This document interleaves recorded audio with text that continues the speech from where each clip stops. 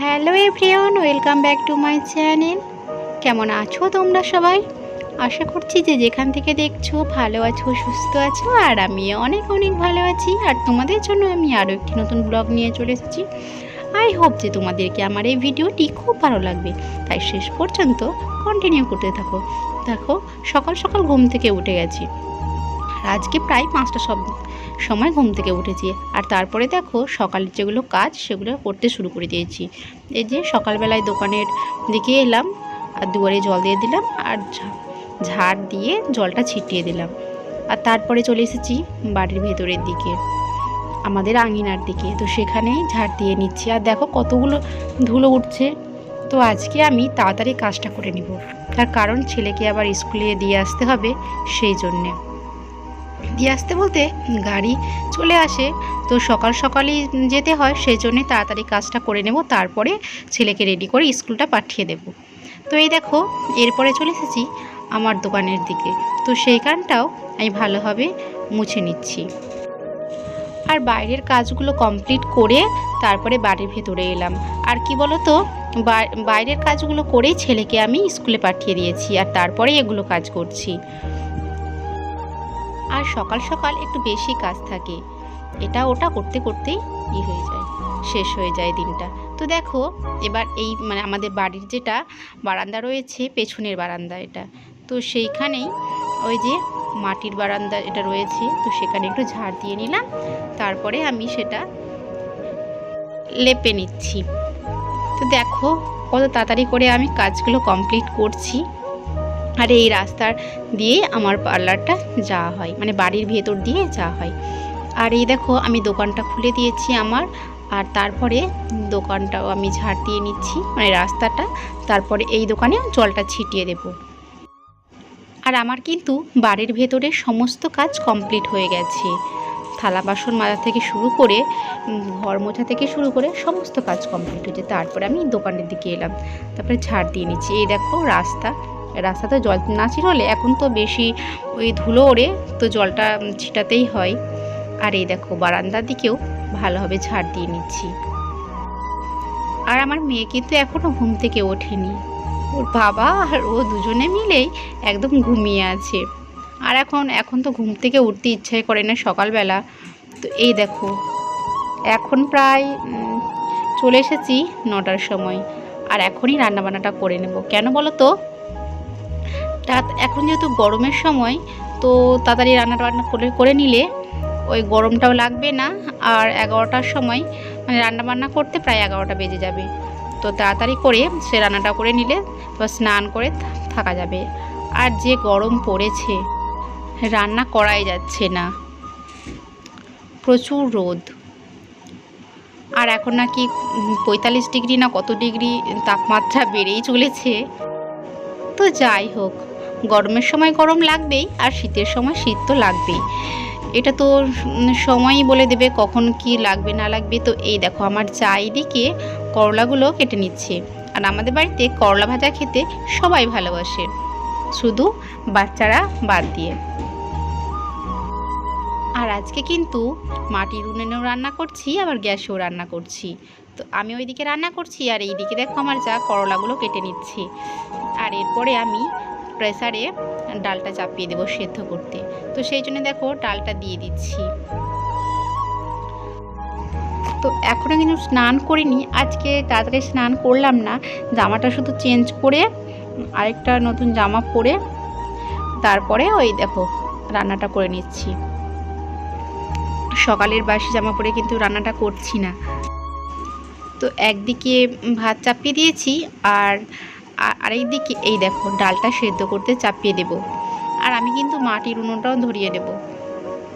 আর অনেক দিন থেকে মাটির উনুনে রান্নাটা করা হচ্ছে না, গরমের সময় তো সেজন্য। আরও শীতের সময় তো বেশ ভালোই লাগে উনুনে রান্না করতে। আর এই দেখো, আমাদের কাছে সজনে ডাঁটা পেরেছিলাম, আর সজনে পাতা ছড়িয়ে নিচ্ছি। তারপরে সেটা শাক করব, আর সজনে ডাঁটার ভাজা করব, আরও অনেক কিছু রান্নাবান্না। তোমরা শেষ পর্যন্ত ভিডিওটা দেখতে থাকো। তো যাই হোক, এই দেখো আমি মাটির উনুনের কাছে বসে গেছি। এবার ওই কার্টুনগুলো ছিল সেগুলো দিয়েই আর প্যাকেট দিয়ে উনুনটা ধরিয়ে নিচ্ছি।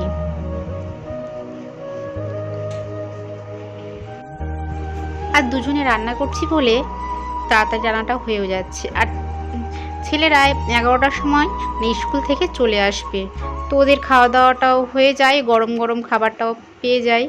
যেহেতু সকাল সকাল টিফিন দিয়ে পাঠাই, তবুও দুপুরে ভাতটা না খেলে তো হবে না, এসে এসে ভাতটা গরম গরম খেয়ে নেয়, ওদেরও ভালো লাগে। আর এই দেখো উনুনটা ধরেও গেছে। আর এইদিকে রয়েছে করলা, কাটাকুটি হয়ে গেছে। আর আমার মেয়েকে দেখো ওর জেঠিমার কাছে বসিয়ে রেখেছি, আর টমেটোগুলো কীভাবে খাচ্ছে দেখো। দাঁত তো হয়নি এখনও, তবুও খাওয়ার চেষ্টা করছে। আর পাশে রয়েছে পটল, সেটাও দেখো মুখে ভরে নিয়েছে। আর এরপরে দেখো সরষে ডাঁটাগুলো ওই হলুদ আর লবণ দিয়ে জল দিয়ে সেদ্ধ করতে চাপিয়ে দেব। আর এটা চাপাচ্ছি গ্যাসের উপরে। আর ওইদিকে ভাতটা প্রায় হয়েই গেছে, আর কিছুক্ষণ হলেই দেখো ফুটছে। আর দেখো কতগুলো লঙ্কা নিয়ে এসছে আমার শ্বশুরমশাই হাটে থেকে।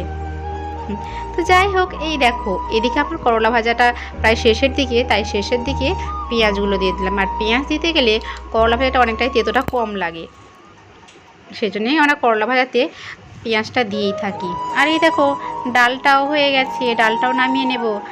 আর এইদিকে আমরা নিয়ে এসেছি গুগলি, পুকুর থেকে মা দিয়ে পাঠিয়েছি যে গুগলি। তো এই দেখো আমি গুগলিটা ছড়িয়ে নিচ্ছি। আমাকে তো বেশ ভালো লাগে, খেতেও ভালো লাগে যেমন, ছড়াতেও ভালো লাগে তেমন। তো এই দেখো তাড়াতাড়ি করে আমি কিন্তু একসাথেই গুগলিটা ছড়িয়ে নিই, আবার টিকলিটা ছড়িয়ে নিই একসাথে করতে গেলে তাড়াতাড়িটা হয়েও যায়। কতগুলো নিয়ে এসছে দেখো। তো ওইদিকে রান্নাঘরে আমার যাকে বসিয়ে এলাম, তারপর আমি এইদিকে গুগলিগুলো ছড়াতে এসেছি। আর আমাদের বাড়ি আমার শ্বশুরমশাই ছাড়া সবাই গুগলি খেতে ভালোবাসে। আর ওই যে অনু রয়েছে, অনুতে এখন পুজোটা করেই নিচ্ছে। আর ওই পুজোটা করে থাকি আমাদের বাড়িতে প্রত্যেক দিন। আর আমরা তো কাজ কামে ব্যস্তই থাকি। এই দেখো কলটা কীভাবে টিপছে দেখো। আমাদের কলটা না অনেকটা শক্ত, টেপা অনেকটাই মুশকিল। তো এই দেখো আমার গুগলিগুলো ছড়া হয়ে গেছে। আর এবার যাচ্ছি রান্নাঘরে, ধোয়াও হয়ে গেছে, লবণ দিয়ে ধুয়ে নিয়েছি। আর এই দেখো এদিকে শাকটাও হয়ে গেছে, শাকটা নামিয়ে তারপরে গুগলিটা চাপিয়ে দেব। আর আমি এইদিকে দেখো কতটা নোংরা হয়ে গেছে রান্নাঘরটা। তো এবার আমি যেহেতু রান্নাবান্না হয়ে গেছে, সেহেতু আমি এই যে রান্নাঘরটা ঝাড় দিয়ে নিচ্ছি আর তারপরে লেপে নেব। আর আমাদের রান্নাঘরটা অতটাও সুন্দর না, সেই রান্নাঘরে টিপ টিপ করে জল পড়ে বৃষ্টির দিনে। তো এই দেখো পাশে রয়েছে একটা বালতি, তো তাতেই নোংরাগুলো সবটি ভরে নিলাম, তারপরে ওই দিকে ফেলে চলে আসবো। আর সমস্ত কিছু গুছিয়ে রেখে দিচ্ছি। তো রান্নাঘরটা এতটাও নোংরা হয়ে থাকে না, আজকে নোংরা হয়েছে কারণ আমার মেয়েটা বসেছিল আর ও ছিটিয়ে বিটিয়ে একাকার করে দিচ্ছে, এটা নাড়ছে তো ওটা লাড়ছে আর সবগুলো ছিটিয়ে ছিটিয়ে দিচ্ছে। তো এই দেখো পরিষ্কার করা হয়ে গেল। এবারে এটি পুকুর পাড়ে ফেলে আসবো, তারপরে রান্নাঘরটা মুছে নেব। আর থালা বাসনটি এই দেখো নিয়ে আমি কলপাড়ে রেখে দিয়েছি। আর কলপাড়ে এনেই সেটা মাজতে শুরু করে দিয়েছি, তাড়াতাড়ি করে মেজে নিচ্ছি। যেহেতু ওইদিকে আমার যা রান্নাঘরে লেপে নিচ্ছে আর আমি এই দেখো এইদিকে মেজে নিচ্ছি।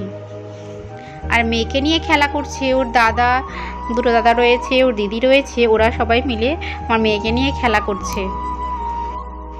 আর আজকে না অনেকগুলো কাস্তে রয়েছে, তো দেখো পেছনে তো রয়েছেই দেখতে পাচ্ছ।